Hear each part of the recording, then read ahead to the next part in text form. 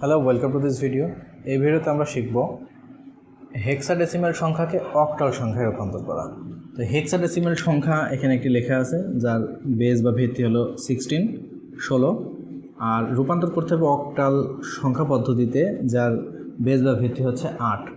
তো দেখো হেক্সাডেসিমাল সংখ্যাতে কিন্তু 8-এর পরে 9, 9-এর পরে 10 না হয়ে হয় হচ্ছে A B C D E F, যেটা হেক্সাডেসিমেলে, এবং এর সমতুল্য আমি লিখে রেখেছি যে 10, 11, 12, 13, 14, 15। ঠিক আছে। তো হেক্সাডেসিমেল সংখ্যা পদ্ধতি আমরা জানি যে 4 বিটের 1, 2, 4, 8 এই কোডটা মনে রাখলে আমরা যে কোনো সংখ্যায় বাইনারি বিটের মাধ্যমে আমরা হেক্সাডেসিমেল সংখ্যাকে রূপান্তর করতে পারি, তাই না? তো এই হেক্সাডেসিমেল সংখ্যাকে সরাসরি অক্টালে রূপান্তর করার নিয়ম হচ্ছে প্রথমে এই হেক্সাডেসিমেলকে বাইনারিতে রূপান্তর করতে হবে এবং সেই বাইনারি সংখ্যাকে অক্টালে রূপান্তর করতে হবে। বুঝতে পারছো? তাহলে এই হেক্সাডেসিমেল সংখ্যাটা এখানে লিখে নিই 1 B C দশমিক 3 D 16 ইকুয়াল এই 1 B C, এই 1-এর জন্য যখন আমরা বাইনারি করব তখন এই যে যতগুলো সংখ্যা আছে মানে ডিজিট আছে, এই ডিজিটের বিপরীতে 4 ডিজিট করে বাইনারিতে বিট লিখতে হবে, তাই না? যেহেতু আমরা জানি হেক্সাডেসিমেল 4 বিটের কোড, তাই না? তো দেখো 1-এর জন্য আমরা কি জানি, তাহলে 0 0 0 1, এটা কার বাইনারি? 1-এর। বি এর জন্য বি কি জানি আমরা 11, তাহলে 11 মেলাতে হলে কি করতে হবে? 8 2 10 আর 1 11, তাহলে 8-এর নিচে 1, 2-এর নিচে 1, 1-এর নিচে 1, তাহলে এটা কী হয়ে যাবে? 11, আর এখানে একটা 0, তাহলে 1 0 1 1, তাহলে কী হবে? একটু ফাঁকা দিয়ে লিখব 1 0 1 1। সি এর জন্য কী হবে? দেখো সি কত? 12, তাহলে 8 আর 4 12, তাহলে এইটা আর এইটা হবে 1 1 0 0।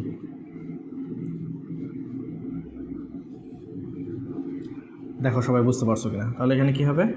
1 1 0 0। দশমিক 3-এর জন্য আমরা কি জানি? 2 আর 1 যোগ করলে 3 হয়, 0 0। এটা 11 বলতে বি, 12 বলতে সি। ঠিক আছে, তাহলে এখানে দশমিক 0 0 1 1, এটা 3-এর জন্য। ডি এর জন্য কি আছে? ডি কত? 13, তাহলে 13 হবে কত? 8 আর 4 12 আর 1 13, তাহলে 8-এর নিচে 1, 4-এর নিচে 1, 1-এর নিচে 1, আর যেটা বাদ থাকছে সেটা 0, তাহলে এটা হয়ে যাবে 13 13 বলতে ডি। তাহলে লিখতে হবে 1 1 0 1। এটা কিসে আছে? এখন বাইনারিতে রূপান্তর হলো, কিন্তু দেখো আমি মাঝখানে ফাঁকা ফাঁকা দিয়েছি, তাই না? যার কারণে আমি 4টা বিট করে কনভার্ট করে হেক্সাডেসিমেলকে বাইনারিতে রূপান্তর করলাম। এখন এই ফাঁকা স্থানটাকে সরিয়ে জাস্ট প্লেনভাবে লিখে নিই।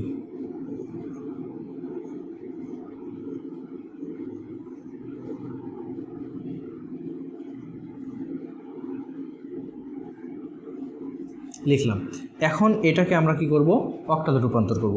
এখন আমরা জানি যে বাইনারিকে অক্টালে রূপান্তর করার নিয়ম কিন্তু আমরা শিখেছি অলরেডি, আমার আগের ভিডিওতে দেখে আসতে পারো তোমরা। তো দেখো এখানে কি করতে হবে? অক্টালের বেলায় কী করতে হবে? যে দশমিকের বাঁ দিকে এবং দশমিকের ডান দিকে, তাই না? এই দশমিকের থেকে এই পূর্ণ সংখ্যার ক্ষেত্রে এই ডান দিক থেকে বাঁ দিকে আসবো, আর দশমিকের পরে ভগ্নাংশের ক্ষেত্রে বাঁ দিক থেকে ডান দিকে যাব। এবং কিভাবে মেলাবো দেখো, 1 2 3, যেহেতু আমার অক্টাল কত বিটের? 3 বিটের, মানে 1 2 4, এটা মনে রাখতে হবে আমার, তাই না? 3টা করে দেখো, 1 2 3 1 2 3 1 2 3, খেয়াল করছো? এখন দেখো 0 0 1, একটা জোড়া হচ্ছে 1 1 1 0 1, এখানে কত? 2টা আছে, তাহলে এখানে মেলানোর জন্য ডান দিকে একটা 0 দিয়ে মেলাতে হবে। তাহলে এটাকে আমি একটু ফাঁকায় ফাঁকায় লিখি 0 0 0, যেহেতু এখানে 3টা আছে আর সমস্যা নেই। 1 1 0 1 1 1 1 0 0 দশমিক 0 0 1 1 1 1 0 1। এখানে দেখো 2টা আছে বিট, তাই না? এখানে তাহলে 3টা মেলাতে হলে ডান দিকে একটা 0 দিতে হবে, যেহেতু দশমিকের ডান দিকে আছে।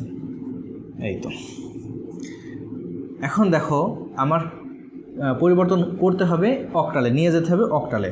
তাহলে অক্টালে যদি নিয়ে যেতে হয়, দেখো এখানে ফাঁকা ফাঁকা রাখছি না, তাহলে এই যে 3টা বিট করে লিখলাম বাইনারি, এর সমতুল্য অক্টাল আমরা এখন লিখব। তাহলে 0 0 দিয়ে অক্টালে কী হয়? 0 1 1 0, এখানে তুমি বসাও 1 1 0, তাহলে অক্টালে কত হয়? 4 দিয়ে 6 হয়, ছয় বসাও, 1 1 1 1 1 1 কত হয়? 4 দিয়ে 6 রাখে 7, এটা 7 হয়। 1 0 0 1 0 0 তাহলে কত হয়? 4।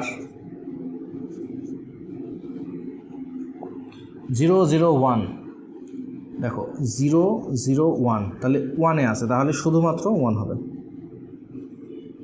1 1 1 এর আগেও দেখো ছিল 1 1 1 তাহলে কত হবে? এটা 7। 0 1 0 0 1 0 কোনটায় আছে? শুধু 2-এ আছে, তাহলে একটা কী হবে? 2, তাহলে এখানে 2 দাও। তাহলে এখন আমি এই যে রূপান্তরটা করলাম, এটা কিসে রূপান্তর হলো আসলে বলো তো? 8 বেজ, তাই না?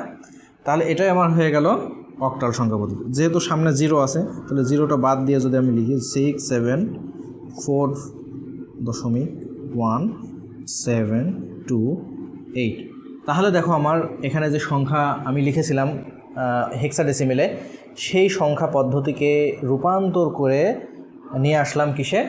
অক্টাল সংখ্যা পদ্ধতিতে। এই অক্টালে নিয়ে আসার জন্য আমার মাঝখানে কিসে পরিবর্তন করতে হয়েছে? বাইনারিতে। আর আমরা জানি হেক্সাডেসিমেল বা অক্টাল থেকে বাইনারি করা খুবই সহজ।